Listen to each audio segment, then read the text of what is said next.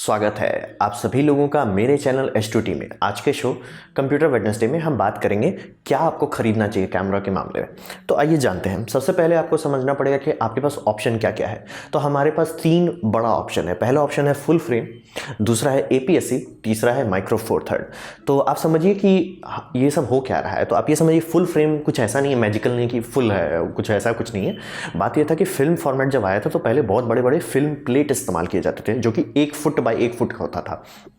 फिर धीरे धीरे लोगों को समझ आएगा ठीक है भाई इतने में तो काम नहीं चलेगा, छोटा छोटा छोटा करते करते मीडियम फॉर्मेट में है जो इतना बड़ा होता था 100 मिलीमीटर का होता था। फिर और छोटा किया गया, उसको 70 मिलीमीटर तक छोटा किया, लेकिन एंड में 35 मिलीमीटर जब आए तब ये हो गया कि भैया इसमें सब चीज़ का बैलेंस हो जा रहा है। मतलब छोटा भी है, कॉम्पैक्ट भी है, एक रोल में 35 अट भी जा रहा है और छोटा करने में इमेज क्वालिटी ख़राब हो जा रही है। तो इस कारण से 35 मिलीमीटर फिल्म फॉर्मेट को एकदम स्टैंडर्ड मान लिया गया और पूरी दुनिया उस पर SLR बनाने लगी। तो एक पूरी दुनिया एक्सेप्ट कर ली कि ठीक है भैया फुल, इसी को हम लोग फुल मानते हैं। मतलब इससे ऊपर जा रहे हो तो आप कुछ एक्स्ट्रा कर रहे हो और इससे नीचे जा रहे हो तो आप कॉम्प्रोमाइज़ कर रहे हो। तो इसको हम लोग मान के चलिए स्टैंडर्ड। जैसे समझ लीजिए कि ऑयल की इंडस्ट्री में डॉलर को स्टैंडर्ड माना जाता है या मेजरमेंट के इंडस्ट्री में टन को स्टैंडर्ड माना जाता है, उसी तरह स्टैंडर्ड हम लोग ने बोल दिया ठीक है। तो फिर आप ये समझिए कि इसका बात हो रहा है सरफेस एरिया पे, यानी कि जब आप फुल फ्रेम बोलते हैं तो आप बोल रहे हैं कि मेरा सेंसर में फुल फ्रेम के जितना सरफेस एरिया है, मतलब कितना बड़ा जगह पे लाइट एक्सपोज हो रहा है।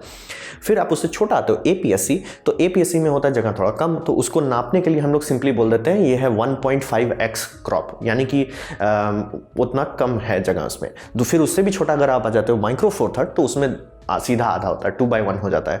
तो अब ये समझिए कि ऐसे ऐसे छोटा आते जा रहा है। तो आपको लगेगा कि यार डिजिटल में तो इसे बहुत फजीयत है, ऐसा नहीं है। फिल्म में भी बहुत सारा है, जबकि 35 मिलीमीटर पे हम लोगों ने जब स्टैंडर्डाइज कर लिया तो ऐसा नहीं था कि उसके बाद हम लोगों ने छोटा नहीं किया। तो आप 35 मिलीमीटर जो सुनते हैं, 35 मिलीमीटर का एक तो वो होता है जो रोल होता है सिनेमा मतलब फोटो रोल, वो अलग है वर्सेस 35 मिलीमीटर जो हम लोग कहते हैं इसमें इस्तेमाल करते हैं पिक्चर में। क्योंकि 35 मिलीमीटर जो हम लोग इस्तेमाल करते हैं पिक्चर में उसका टोटल विड्थ होता है 35 मिलीमीटर। तो आप समझ सकते हैं वो बहुत छोटा होता है एक्चुअली।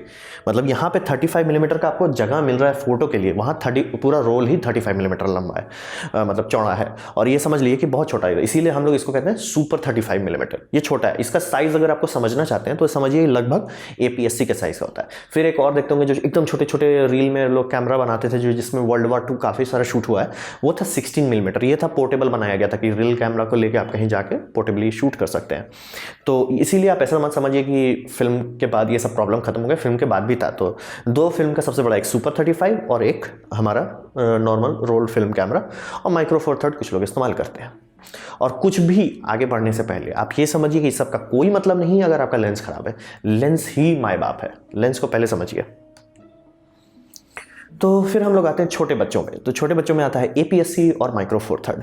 तो आप ये समझिए कि यहाँ पे हमारे साथ एक बहुत बड़ा धोखा किया गया था। जब माइक्रो फोर थर्ड आया, आप ये समझिए माइक्रो फोर थर्ड APS-C के बाद आया, और वो उस टाइम में आया जब वीडियो पहली बार स्टार्ट हो रहा था। मतलब ऐसा नहीं था कि इससे पहले कोई वीडियो नहीं बना था, लेकिन वीडियो उतनी इंपॉर्टेंट नहीं थी, मतलब उसका उतना चलन नहीं था।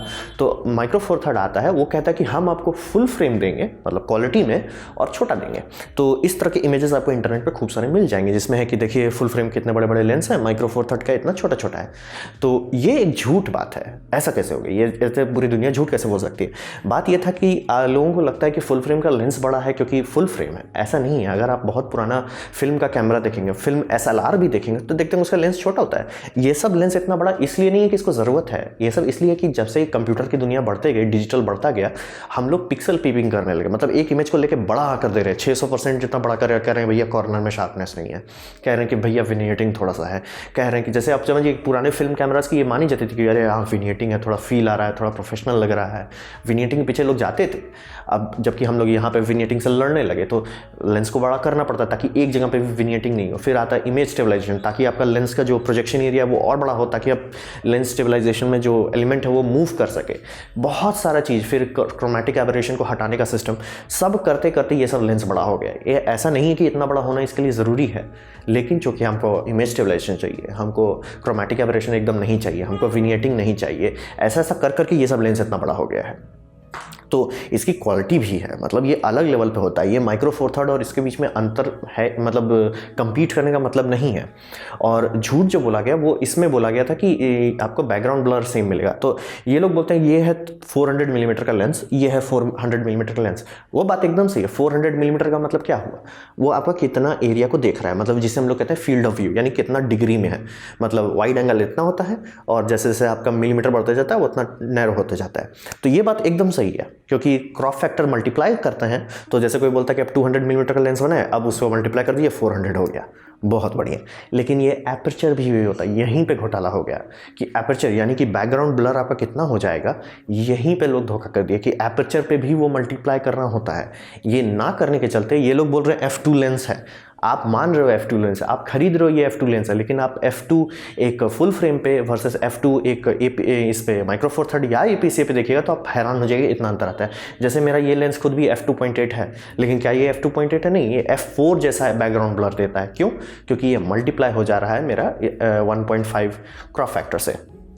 तो यही झूठ हम लोगों को काफ़ी बड़ा धोखा दे दिया। इसीलिए आप काफ़ी सारे यूट्यूबर्स को देखिएगा जो माइक्रो फोर थर्ड इस्तेमाल करते हैं, लेकिन इसमें स्पीड बूस्टर लगाते हैं ताकि या तो एक फुल फ्रेम या एक APS-C थोड़ा बड़ा होता है, उसका इमेज को लेकर कंप्रेस करके डाल सकें, ताकि मतलब वो एपर्चर का लॉस को रिकवर किया जा सके। फुल फ्रेम तो कोई लगाता है तो फिर फ़ायदा क्या हुआ, आप बड़ा लेंस ही तो लेके घूम रहे हो। तो इसीलिए समझिए ये झूठ जो था काफ़ी भारी पड़ा। लेकिन ठीक है, आप मान लेते हैं कि आप बोलते हो कि नहीं मेरे को उतना कोई क्वालिटी नहीं चाहिए, हम कोई स्पोर्ट्स फोटोग्राफी नहीं कर रहे हैं जहाँ हमको बड़ा लेंस चाहिए, नॉर्मल हल्का फुल्का फोटोग्राफी करना चाहते हैं, लेकिन मैं चाहता हूँ कि मेरा चीज़ इतना छोटा हो कि मैं उसको अटैची में रख सकूँ, ऐसा नहीं कि उसके लिए अटैची लेके चलना पड़े। तो वैसा अगर आप करना चाहते हैं तो आपके पास सबसे बेस्ट ऑप्शन है फूजी। तो वो मैं फूजी क्यों बोल रहा हूँ, आप ये समझिए फूजी ने एक बड़ा इंटरेस्टिंग गैम्बल खेला। फूजी ने बोला कि भैया सोनी है, कैनन है, नाइकॉन है, ये सब लोग फुल फ्रेम में लड़ रहे हैं, और फुल फ्रेम चूँकि प्रोफेशनल यूज़ के लिए ये इस्तेमाल किया जाता है और उसमें काफ़ी लोग खूब पैसा डाल चुके हैं, तो फूजी नहीं टिक पाता इन लोगों के बीच में लड़ने। तो फूजी बोला कि हम APS-C में फोकस करते हैं। तो आप बोलोगे यार सोनी और कैनन और नाइकॉन तीनों तो APS-C बनाता है, वो लोग APS-C पे सब चीज़ नहीं डालते, क्योंकि वो अगर ऐसा कर देंगे तो फिर बात होता है कि भाई उनका फुल फ्रेम नहीं बिकेगा।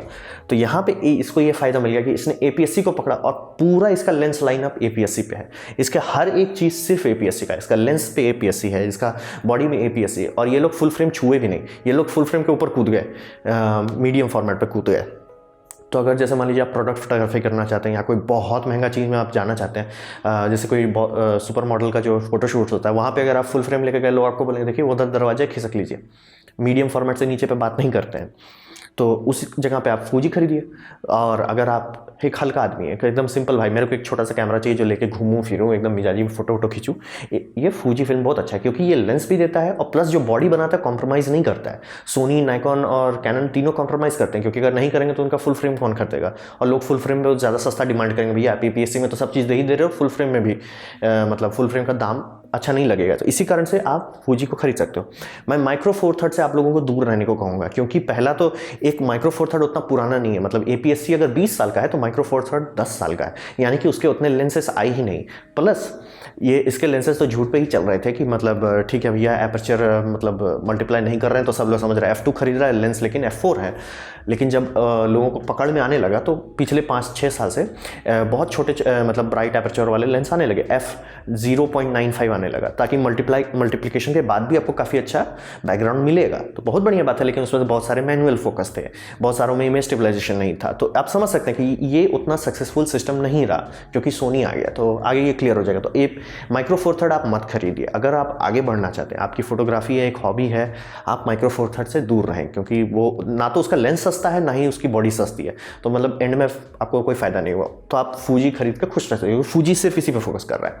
और माइक्रो फोर थर्ड मैं सिर्फ एक ही चीज़ के लिए कहूँगा, जैसे मान लीजिए आपको स्ट्रीमिंग करना है और आप माइक्रो फोर थर्ड कैमरा आपको सस्ते में मार्केट में मिल रहा है, खरीद लीजिए, क्योंकि ये सब टेक्नोलॉजी के मामले में सब चीज़ दी है। सेंसर का साइज में घोटाला किए, लेंस में घोटाला किए, लेकिन बाकी सारा चीज़ बहुत अच्छा दिया, जैसे अनलिमिटेड रिकॉर्डिंग टाइम, आपका clean HDMI output, 60 frame per second, very good image stabilization, वो सब अगर आपको चाहिए तो ये लीजिए, खुश रहिएगा। लेकिन अगर आप फोटोग्राफी करना चाहते हैं तो मैं कहूँगा फूजी फिल्म लीजिए। फिर हम लोग आते हैं दादाजी पे, यानी कि फुल फ्रेम पे। तो फुल फ्रेम में मैं आपको एकदम छोटा छोटा लिस्ट कर देता हूँ कि अगर आप कैनन खरीदते हैं तो आपको मिलेगा फ्लिप आउट स्क्रीन, आपको मिलेगा बेमिसाल लेंस। आपको उसमें कुछ सोचने का ज़रूरत नहीं है। अगर आप ये लेते हैं कैनन, तो कैनन के आगे लेंस के आगे पीछे कोई नहीं आता है, मतलब उसमें सोचना ही नहीं है। तो ये दो चीज़ आपको कैनन में गारंटीड मिलती है। फिर हम लोग बात करते हैं सोनी के बारे में, जिन्होंने ये सब चीज़ कर दिया।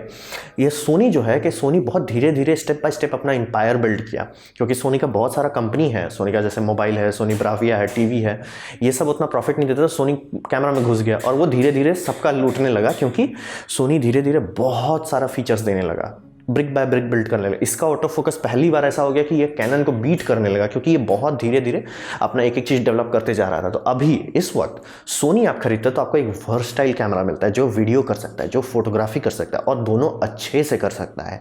एक काफ़ी वर्सटाइल है।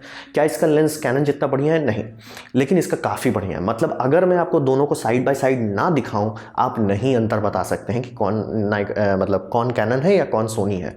इस बात पे आप ज़रूर ध्यान दीजिए। ऐसा नहीं है कि मैं जब बोल रहा हूँ कि सोनी मतलब का लेंस कम है, तो ऐसा नहीं है कि हाँ आपको पता चल जाएगा। मैं आप पे ब्लाइंड टेस्ट करूंगा, आपको नहीं पता चलेगा, आपको बताऊंगा नहीं कौन है तो आपको पता नहीं चलेगा। वो तभी पता चलता है जब दोनों को साइड बाय साइड रखते हैं।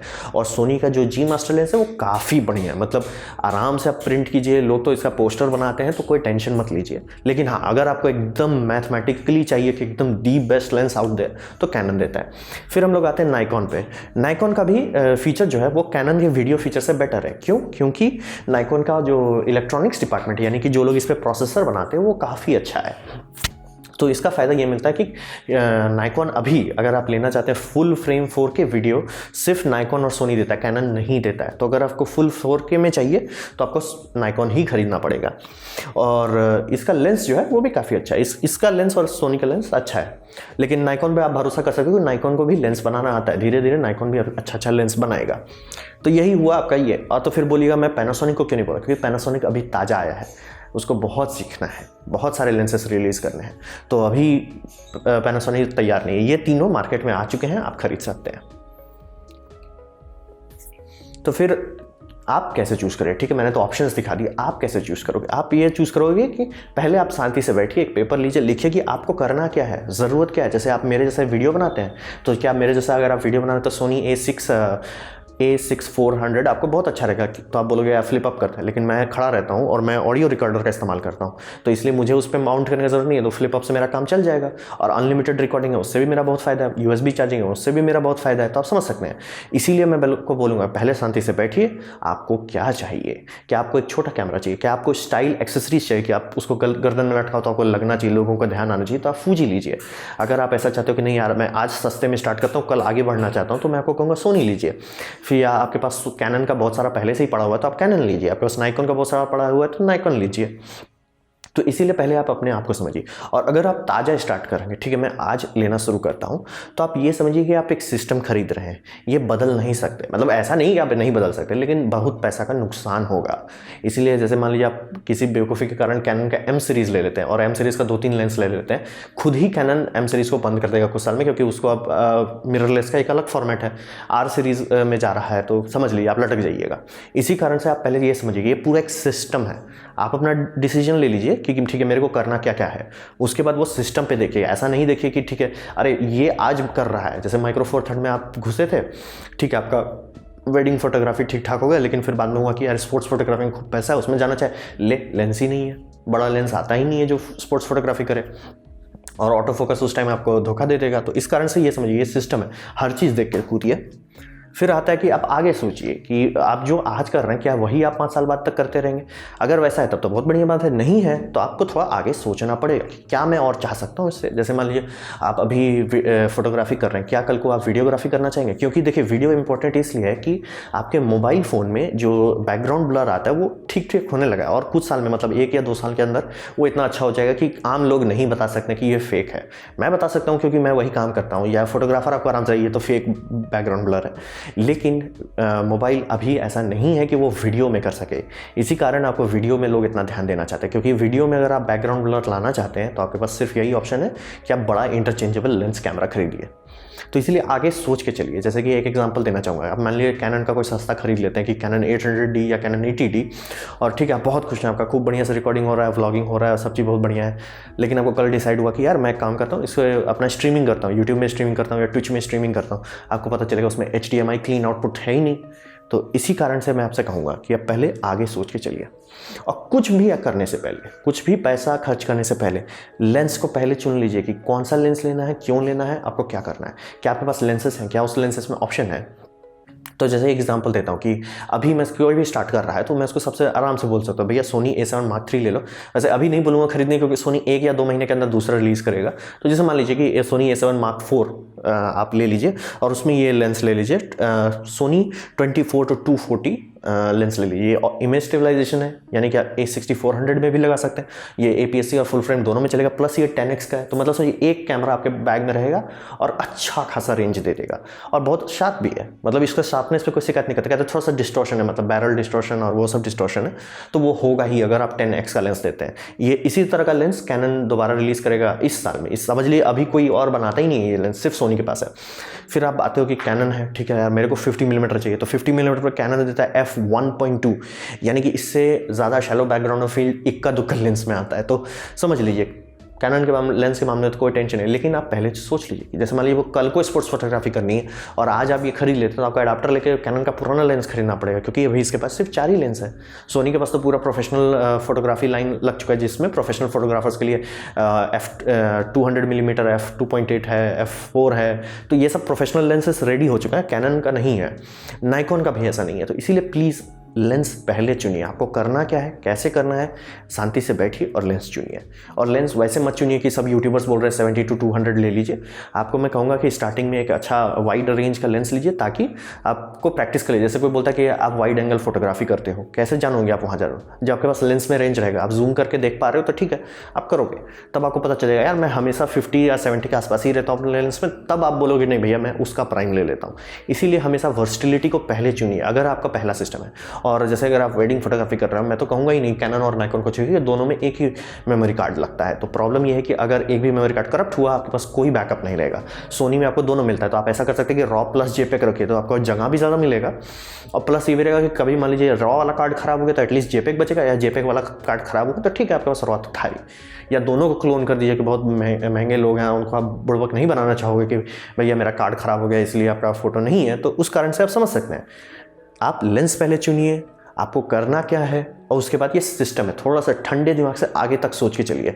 बस कूद मत जाइए कि कैनन लेना है, कैनन लेना है, क्योंकि उसमें फ्लिप आउट स्क्रीन है, बहुत बुरी तरह से आप लटक सकते हैं उसके चक्कर में। इसीलिए अपना चॉइस सोच समझ के ठंडे दिमाग से लीजिए। तो ये था मेरा वीडियो, आपको क्या खरीदना चाहिए कैमरे के मामले में। उम्मीद करता हूँ आपको अच्छा लगा हो, कुछ सीखने को मिला हो। अगर ऐसा है तो लाइक कर दीजिए, मेरे वीडियो पे चल रहा है ऐड को क्लिक कर दीजिए, उससे मेरा काफ़ी भला होगा। और मैं आपसे कहूँगा कि अगर आपको नहीं पसंद आया कोई बात नहीं, आप डिसलाइक कर दबा सकते हैं, आप 2 बार डिसलाइक दबा दीजिए, या तो आप कॉमेंट लिखिए, क्योंकि मैं हर कॉमेंट का जवाब देता हूँ। और आपसे कहूँगा कि आप सब्सक्राइब कीजिए, आप बेल दबा दीजिए, क्योंकि मैं उससे मेरा काफ़ी भला हो जाएगा। आपने मेरा वीडियो देखा, ये जान के मुझे बहुत खुशी हुई। धन्यवाद।